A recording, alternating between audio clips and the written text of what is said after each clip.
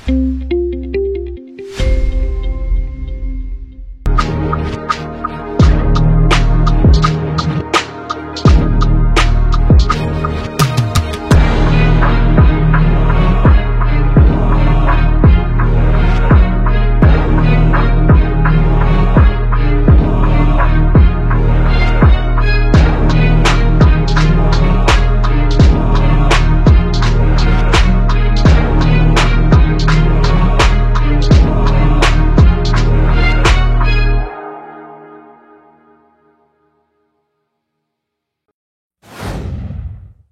satu.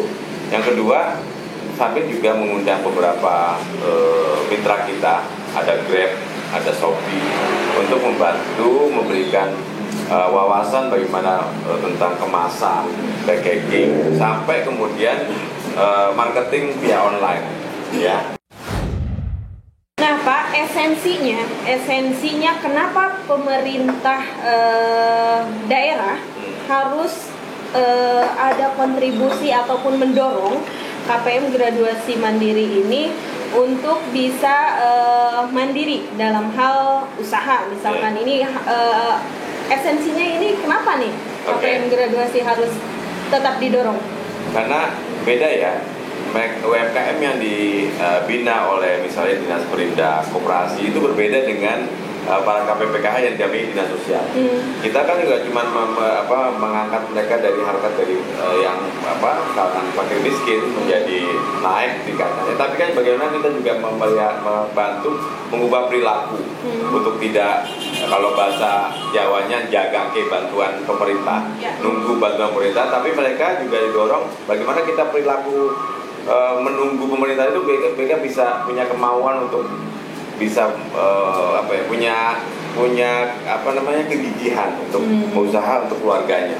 Ini yang penting. Jadi ada proses sosialnya dalam hal ini adalah pengubahan perilaku, ya. Karena kan sampai sekarang kan banyak juga nih yang sudah kaya gitu, udah sugih, nggak mau lepas dari KPM. Kan saya masih punya komponen kan gitu. Nah, artinya apa?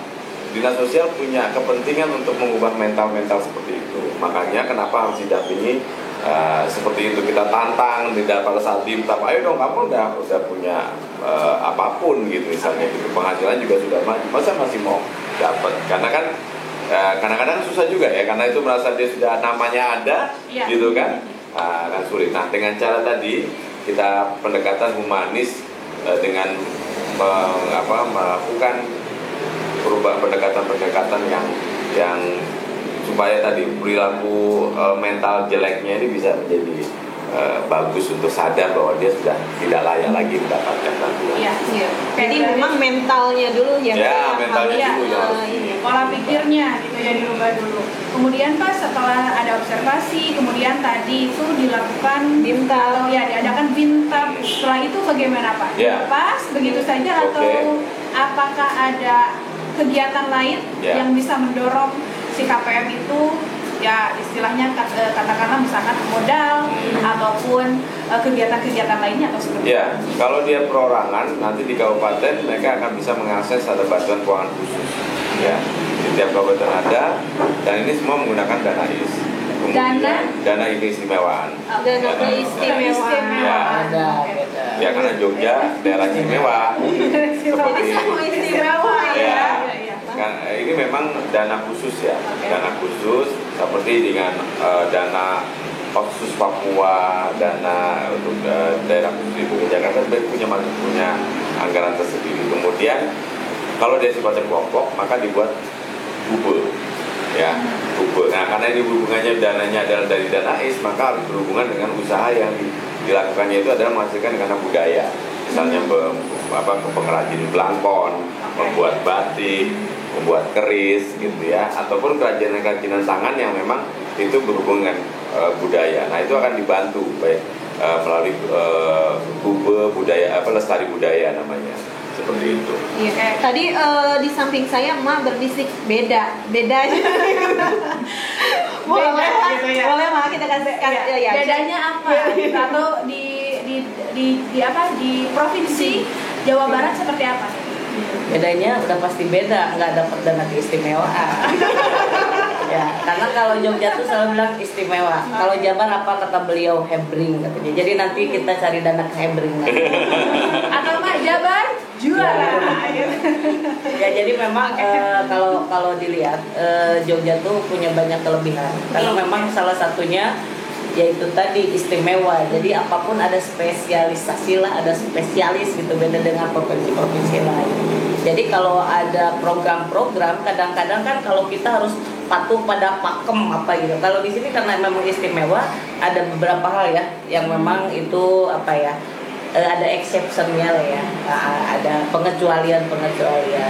Tapi memang banyak yang bisa kita tiru ini di Jogja ini, terutama mungkin Jogja tuh jagoannya kolaborasi dengan CSR dalam negeri maupun luar negeri gitu.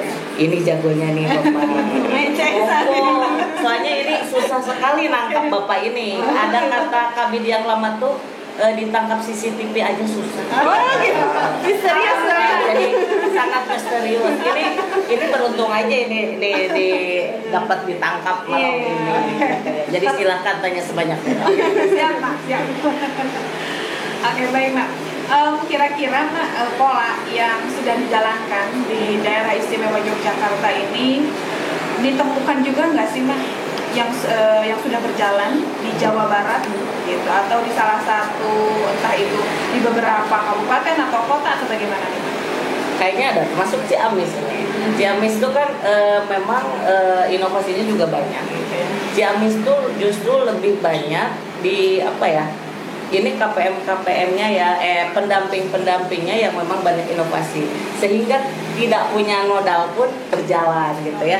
Kalau mungkin kalau di Jogja tuh kan ada apa ya, supporting dari dinasnya. Kemudian kalau misalnya Ciamis tuh kan kadang-kadang yang nggak ada pakai apa. Nah ini jagonya ini link-link yang untuk ke OPD sehingga yang tadinya tidak ada itu menjadi ada. Gitu. Gimana nih Pak Ukam? Ya, ini Mas sudah melemparkan nih. Melemparkan ya, istilahnya. Udah ada Ciamis. Bagaimana nih Pak? Kalau saya sebetulnya termotivasi oleh ya para guru kami, para guru saya kan gitu, termasuk Bu Manok. Jadi kaitan dengan proses pendampingan ini memang jangan main-main, karena memang kalau main-main hasilnya itu main-main. Nah maka dengan teman-teman SDM bagaimana berpikir caranya ada intervensi walaupun sedikit yang diberikan kepada KPM. Nah salah satunya adalah dengan teman-teman Ciamis itu kita membentuk ada namanya ada namanya 7 tim kreatif. Dan termasuk ini teman-teman di podcast pun ini bagian dari salah satu tim kreatif. Nah kalau kaitan dengan tadi melemparkan di Ciamis begitu, ya apa ya, jadi menceritakan apa yang sudah dilakukan ya kami sudah melakukan beberapa hal begitu, termasuk tadi kalau di Jogja barangkali tadi didorong KPM ini diinventarisir, dibina, diperubah perilaku, kemudian didorong pelatihannya, ilmunya, kemudian diberikan bagaimana cara marketing dan seterusnya. Memang bisa jadi kami juga terinspirasi oleh Yogyakarta sebetulnya. Kami kemarin sudah menginisiasi bagaimana produk KPM ini higienis, bagaimana produk KPM ini juga sudah layak dikeluarkan izinnya. Kemudian bagaimana dari sisi proses pengolahan, pembuatan, sehingga memang dia bisa mendapatkan label halal. Kemarin kita sudah melakukan itu, dan alhamdulillah kita juga bekerja sama dengan fasilitator lain yang memang sedang menggarap wilayah itu untuk di bidang UMKM. Jadi usaha-usahanya tetap dilakukan ya Pak ya, walaupun misalkan banyak keterbatasan ya Pak ya. Dengan adanya keterbatasan tapi tidak mengurangi mungkin ya hal-hal yang bisa dilakukan atau intervensi lain gitu. Kalau misalkan kita keterbatasannya misalkan dalam hal bisa dibilang dananya gitu ya, tapi dalam intervensi lain seperti misalkan pendampingan, seperti misalkan kolaborasi itu masih bisa dilakukan. Ya, sepertinya kalau memang dana ini menjadi hambatan, maka ketika tidak ada dana kita tidak melakukan apa-apa. Tapi justru saya mencoba membalikkan. Ketika tidak ada dana kita melakukan apa-apa, mudah-mudahan dananya datang kan kira-kira gitu.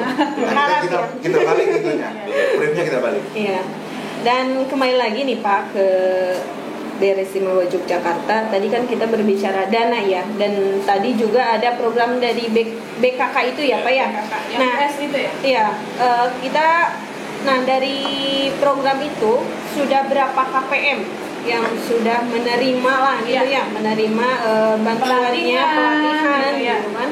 Dan mungkin kalau boleh gitu kan bocorannya, ini dananya per orang berapa, apa berupa peralatan kah, dukungannya atau gimana gitu Pak? Ya, jadi bantuan PKK, PKH itu memang diberikan melalui kabupaten kota, tapi dana itu dana dari provinsi ya, dan itu nilainya 1 KPM itu 3 juta ya.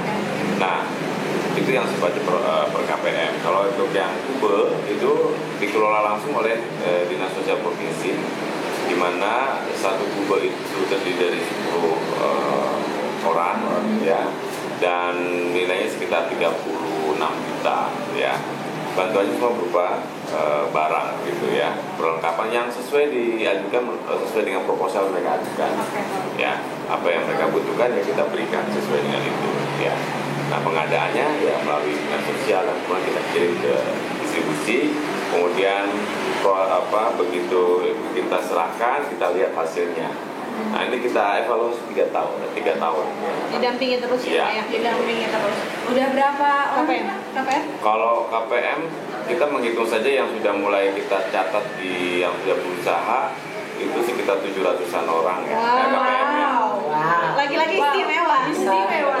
Dan ini sudah mayoritas sudah menggunakan jasa online untuk marketingnya gitu. Jadi biar nggak ketinggalan zaman juga ya Pak gitu. Jadi melek teknologi lah gitu ya Pak. Luar biasa sekali nih. Betul. Walaupun singkat tapi betul-betul berisi daging. Daging semua ya. Alhamdulillah, yang biasa kata Maknok itu susah ditangkap, bahkan untuk CCTV aja ini susah ditangkap. Alhamdulillah sekarang bisa ditangkap kamera. Bisa ditangkap kamera dari Ciamis. Betul sekali. Oke. Ya, tidak terasa ternyata ya. Padahal masih ingin berbincang lebih dalam dengan Pak Kabid khususnya. Ya. Oke, baik, kalau begitu kita mungkin ada hal yang ingin disampaikan sebagai closing statement gitu. Dari mana dulu atau ladies first. Tadi kan Pak Kabid dulu, nah sekarang Manok dulu. Closing statementnya 5 sebelum ditutup. Ada beberapa bekal yang harus dibawa, dan ini kata tadi Wak Ucu menghitung berapa. Tapi secara kube kita hampir seragam, cuma bedanya kalau kube di sana harus pakai SIPD ya, terencana, dan itu memang satu kelompok, tidak hanya untuk KPM sebenarnya. Nah, mungkin nanti dijadikan masukan untuk di kubenya ada di PFM, kemudian pemberdayaannya ada di bidang pemberdayaan gitu. Jadi data juga ada di PFM, mungkin kita yang mengelolanya. Nanti kita berdasarkan hasil obrolan ini kita akan menghitung, bukan hanya menghitung tapi juga kita akan berdiskusi dengan pimpinannya. Luar biasa. Jadi Manok punya oleh-oleh nih. Oleh dari Jogja. Dari Jogja ini punya tidak oleh-oleh. hanya mafia Jogja. Ya, betul sekali Ma. Ya, oke, kita lanjut berarti ke closing statement dari Pak Kabid. Silakan Pak. Setiap yang penting adalah bahwa setiap penanganan sebuah permasalahan sosial itu harus kolaborasi. Sekarang kita nggak bisa sendiri gitu ya, harus kolaborasi. Baik itu dengan sesama OPD, government maupun dengan pihak-pihak lain. Ya, terutama dunia usaha juga penting ya, sehingga kita bisa punya banyak terobosan untuk bagaimana memicu juga mengurangi angka kemiskinan ya. Dan ini butuh kreativitas, butuh tadi kolaborasi. Banyak teman banyak rezeki kan gitu, banyak saudara juga banyak rezeki sama. Justru dengan kita ditanya-tanya begini, sebenarnya kita juga punya jadi berpikir lagi nih, apalagi yang harus ditampilin. Jangan sampai kesalip sama Jawa Barat. Balap-balapan. Tapi nggak apa-apa kalau dalam hal kebaikan. Ya, betul. Oke. Baik, kalau begitu selanjutnya terakhir dari Pak. Kalau tadi Jawa Jakarta sudah begitu, kan sudah berjalan. Kemudian tadi Manok juga sudah terpikir kemudian nanti menghitung, mendiskusikan, melaporkan pimpinan. Kami SDMPKH siap 100% begitu, siap pisang untuk mengawal, melaksanakan amanat itu apabila diberikan kepada SDMPKH untuk mendorong, mempercepat terbentuknya keluarga penerima manfaat yang graduasi mandiri sejahtera. Jadi jawabannya siap aja gitu. Siap sakalana. Oke, terima kasih kepada seluruh narasumber yang sudah hadir membersamai kita semuanya, Cuk. Iya, di program Inspirasi episode kali ini. Walaupun waktunya cukup singkat ya Maya, tapi mungkin nanti kita bisa bertemu di lain waktu Pak Kabid. Mungkin Pak Kabid ke Ciamis atau ke daerah Wali maksudnya. atau ada program bareng gitu kan, kita nggak tahu. Sekali lagi terima kasih dan mudah-mudahan tidak berhenti sampai di sini pertemuan kita. Kita bisa bertemu lagi di lain waktu ya. Oke, kalau begitu kita pamit dan undur diri. Saya Rita Gunawan dan saya Elis Wijayanti. Jangan lupa terus saksikan program Inspirasi di YouTube Kesada Production. Betul. Dan sampai jumpa. Wassalamualaikum warahmatullahi wabarakatuh. Satu nomor. Terima kasih, Pak. Terima kasih Bapak. Terima kasih Bapak. Tehnya nggak diminum.